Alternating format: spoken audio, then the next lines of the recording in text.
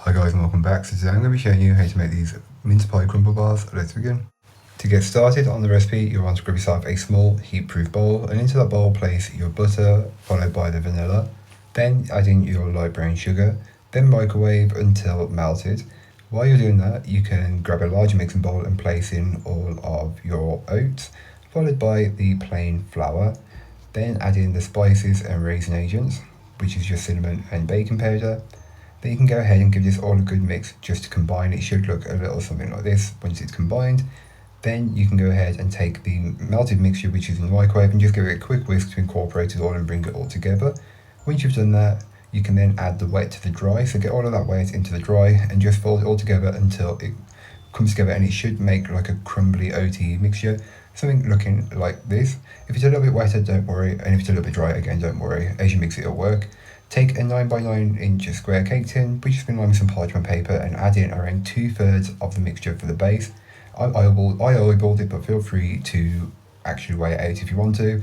Then just spread and level it out as best as you possibly can, ensuring that you've got as consistent as possible layer, as you don't want it to be too inconsistent.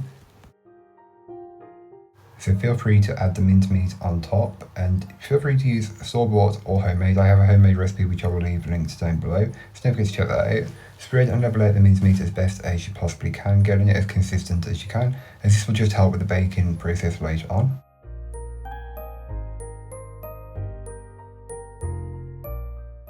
Then go ahead and use the rest of the oat mixture that you have left over from earlier on, so around 1/3 of the mixture, and just sprinkle and scatter it on top of the mincemeat. And you just want to get an even coverage, but you want to be able to see the mincemeat underneath. You're not looking for it to be perfectly consistent.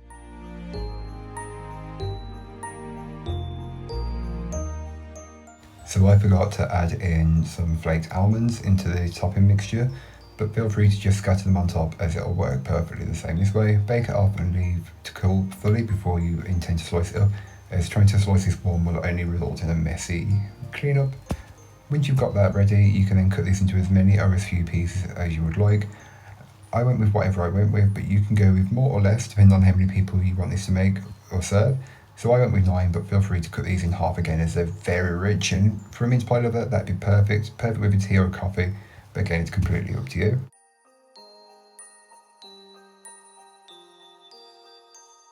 So here is what the mince pie crumble bar looks like up close. You've got that oaty, floury mixture base, topped with the mincemeat, and then followed by more crumble. But that's all for today. I hope you enjoyed. If you did, don't forget to like, comment, and subscribe for more from me. And I'll be back again very soon with another recipe, so join me then. In the meanwhile, don't forget to check out the description. There'll be links to this recipe, links to my blog, and links to all my social medias. But that's all for today. I hope you enjoyed. Bye, guys.